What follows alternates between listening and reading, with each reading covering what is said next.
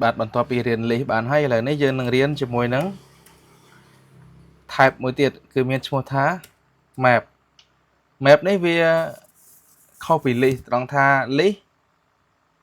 វាមានតែ value ទេ value និង index អញ្ចឹងណាតែសម្រាប់ map វិញវាមានទាំង value វាមានទាំង key អញ្ចឹងដើម្បីបង្កើត map បានយើងត្រូវប្រកាស variable ដាក់ map ចេះមកបន្ទាប់មកទៀតយើងដាក់ឈ្មោះ variable ឥឡូវឧបមាថាយើងដាក់ថាscore ដាល់ទៅបាទងាយអញ្ចឹងស្មើចេះពេលដែលយើងប្រកាសជា list ពីមុនហ្នឹងយើងសរសេរយើងប្រើតាគៀបបងប្អូនទៅពេលប្រើសំទោសអានេះគេហៅបើជា list ប្រើតាគៀបបើជា map ប្រើឃ្នៀបវាអាចចឹងណាបើសិនមកខ្ញុំនិយាយខុសសូមអធិស្ឋានចឹងយើងមើលនិមិត្តសញ្ញាទៅបាទអញ្ចឹងយើងចង់ output value មកវិញយើងអត់មានអីក្រៅពី print ទេបងប្អូនសម្រាប់ console បាទខ្ញុំ print score មើលដែរអញ្ចឹងបើសិនបើខ្ញុំ print ដូចនេះមានន័យថា map ដែលខ្ញុំបង្កើតនេះគឺជា empty map វាគឺជា map ទទេដែលមិនមាន value ទេអញ្ចឹងបើសិនបើខ្ញុំចង់ assign value ឲ្យវា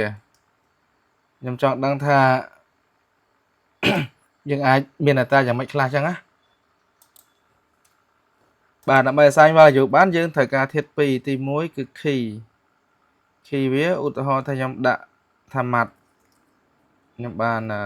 បន្ទុកបាទ89បាន89តទៅមកទៀតបាទមានខ្មែរនេះបន្ទុកពេញ100មកខ្ញុំបាន90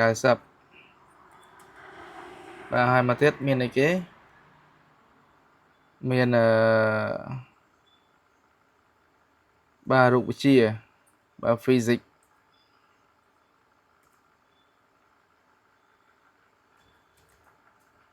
បាទ physics នេះបន្ទុកពេញបានថា100ខ្ញុំបាន88ចុះបាទអញ្ចឹងបើសិនបើយើងបានអញ្ចឹងយើង print value មកវិញមកបាទវានឹងចេញជា key value បងប្អូន value key value pair មានន័យថានៅក្នុង map មួយនេះវាមានតម្លៃ3ទី1មុខវិជ្ជាគណិតនេះខ្ញុំបានបន្ទុក89ខ្មែរបាន9គត់ហើយរូបវិទ្យាខ្ញុំបាន88អញ្ចឹងដើម្បី access value ជាក់លាក់ណាមួយនៅក្នុង map ហ្នឹងដែលយើងចង់រកអញ្ចឹងយើងអាច access តាម key របស់វាបានអញ្ចឹងឧទាហរណ៍ថាយើងចង់បានអីគេចង់បាន math បាទយើង print មកបាទចេញ89អញ្ចឹងវាចេញមកហ្នឹងគឺចេញតែ value មកទេយើង access តាម key វានឹងផ្ដល់តម្លៃជា value មកវិញអញ្ចឹងបើសិនបើខ្ញុំចង់ access យកពីខ្មែរមកវិញបាទចេញ90អញ្ចឹងបើសិនបើយើងយករូបវិទ្យាវាបាន88អញ្ចឹងបើសិនបើយើងអត់ចង់ access អីទេយើងចង់មើលទាំងអស់យើង print វាប៉ុណ្ណាបងប្អូន print មកវាបានតម្លៃ value ដែលមាននៅក្នុង map មួយហ្នឹងហើយបាទហើយតកតងនឹង map ក៏វាមានគេហៅថា data type របស់វាដែរជាទូទៅឧបមាថាយើងបង្កើត variable string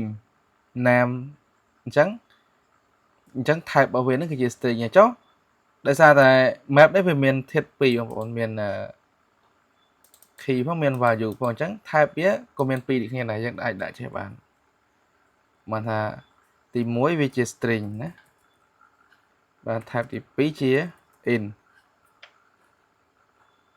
បាទ string click ធីមក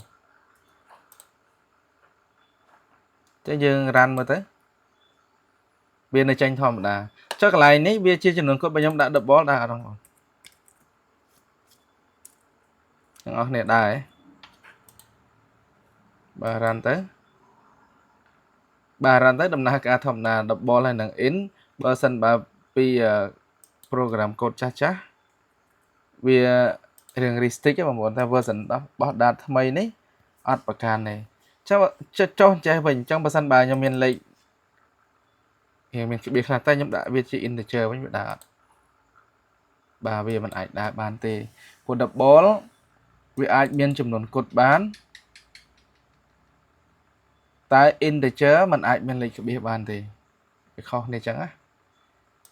copy đạt version cha cha việcประกัน mình tên lại là xong bây giờ in hay nâng double lắm ủng ban thay dương trong ban chỉ in ấy để cái code ấy chẳng to cái code chạy sâu đó ban đã chơi double bán và mình cho tế việc hai chị integer tại là p សម្រាប់ đạt version ថ្មីនេះវាអាចដំណើរការបានបាទអញ្ចឹងយើងអាចដាក់ double វាវិញបាន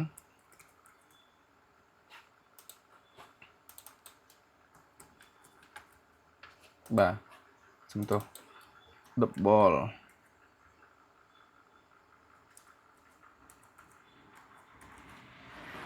បាទយើងអាចដាក់ double វិញបាន